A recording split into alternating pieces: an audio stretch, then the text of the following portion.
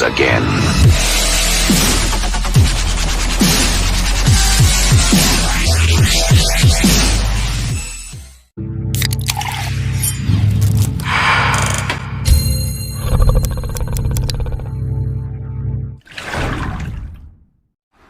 Assalamualaikum semuanya. Selamat datang di video kami. Di video ini kami akan membahas tentang potensi bahasa Indonesia menjadi bahasa dunia. Yuk, langsung aja simak videonya. Selamat datang di kelompok 15, yang dimana anggotanya ada Ensara Mustika, Nafisa Aulia, dan Nida Nurhasanah. Potensi bahasa Indonesia menjadi bahasa dunia. Bahasa Indonesia berpotensi sebagai bahasa internasional.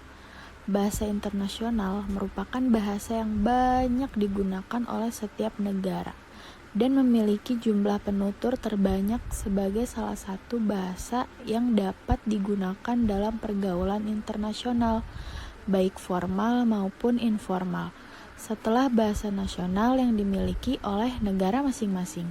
Potensi bahasa Indonesia menjadi bahasa internasional dapat dilihat dari beberapa faktor yang mendukung. Secara garis besar, faktor tersebut dapat dibagi menjadi dua kelompok, yakni yang berasal dari bahasa itu sendiri atau biasa disebut dengan istilah faktor intrabahasa, dan yang berasal dari luar bahasa atau biasa disebut dengan istilah faktor ekstra bahasa. Sikap bahasa adalah anggapan atau pandangan seseorang terhadap suatu bahasa.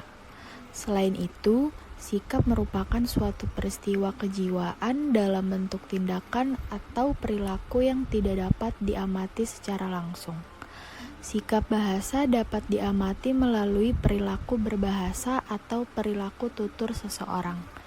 Bahasa sebagai tingkah laku merupakan salah satu aspek dari keseluruhan tingkah laku manusia yang sedang berkomunikasi. Sikap bahasa terdiri dari dua jenis, yaitu sikap positif dan sikap negatif. Sikap negatif pemakai bahasa Indonesia. Beberapa bentuk sikap negatif yang masih terjadi di tengah-tengah masyarakat Indonesia antara lain: 1. Bangga memperlihatkan kemahirannya berbahasa lain, meskipun penguasaan bahasa Indonesianya masih kurang. 2. Merasa malu apabila tidak menguasai bahasa asing, tetapi tidak pernah merasa malu apabila tidak menguasai bahasa Indonesia. 3. Menganggap remeh bahasa Indonesia dan tidak mau mempelajarinya. Sikap positif pemakai bahasa Indonesia. Adanya sikap negatif terhadap bahasa Indonesia dapat diubah menjadi sikap bahasa Indonesia yang positif. Sikap positif bahasa adalah penggunaan bahasa sesuai dengan kaidah bahasa dan sesuai dengan situasi kebahasaan. Perilakunya mencerminkan rasa tanggung jawab, rasa memiliki, sifat menghormati, dan berkemauan untuk mengembangkan bahasa tersebut. Sebagai warga Indonesia, seharusnya kita bangga dengan bahasa yang kita gunakan. Kemungkinan bahasa Indonesia nantinya bisa terwujud menjadi bahasa internasional. Bangsa Indonesia harus bangga terhadap bahasa Indonesia. Selain bahasa sebagai identitas bangsa, bahasa adalah simbol penting dari berbagai simbol bangsa tersebut. Bahasa Indonesia mampu menjadi bahasa internasional. Bahasa Indonesia mampu menjadi bahasa internasional jika kepopuleran dan penuturan memadai. Optimisme untuk menjadi bahasa internasional dinyatakan dalam Undang-Undang Nomor 24 Tahun 2009 tentang bendera, bahasa, dan lambang negara, serta lagu kebangsaan. Berikut bunyi pasal 44 Undang-Undang Nomor 24 Tahun 2009. 1. Pemerintah meningkatkan fungsi bahasa Indonesia menjadi bahasa internasional secara bertahap, sistematis, dan berkelanjutan. 2. Peningkatan fungsi bahasa Indonesia menjadi bahasa internasional sebagaimana dimaksud dalam ayat 1. Dikoordinasi oleh lembaga kebahasaan. 3. Ketentuan lebih lanjut mengenai peningkatan fungsi bahasa Indonesia menjadi bahasa internasional sebagaimana dimaksud pada ayat 1 diatur dalam peraturan pemerintah. Dari isi undang-undang tersebut memberikan landasan dan ruang untuk peningkatan fungsi bahasa Indonesia sebagai bahasa internasional. Bahasa Indonesia semakin diminati oleh masyarakat dunia dari tahun ke tahun. Terdapat negara yang meresmikan program bahasa Indonesia, baik dalam sekolah, universitas, lembaga kursus, dan lain-lain. Sebagai contoh, perkembangan bahasa Indonesia di Australia. Bahasa Indonesia berada di peringkat keempat bahasa yang populer digunakan di Australia. Selain itu, sejak 2007, pemerintah Australia menetapkan bahasa Indonesia sebagai mata pelajaran kurang lebih dari 500 sekolah. Kemudian di Vietnam, pemerintah Vietnam juga menetapkan bahasa Indonesia sebagai bahasa pengantar kedua. Pada Desember 2007, di kota Ho Chi Minh, tak hanya dua negara tersebut, negara lain ikut menyusul menerapkan penggunaan bahasa Indonesia untuk pendidikan atau lainnya, seperti Amerika Serikat, Mesir, Italia, Jepang, dan lain sebagainya. Faktor pendukung bahasa Indonesia menjadi bahasa dunia. Faktor tersebut dibagi menjadi dua, yaitu 1. Faktor intrabahasa, mencakup sistem bahasa.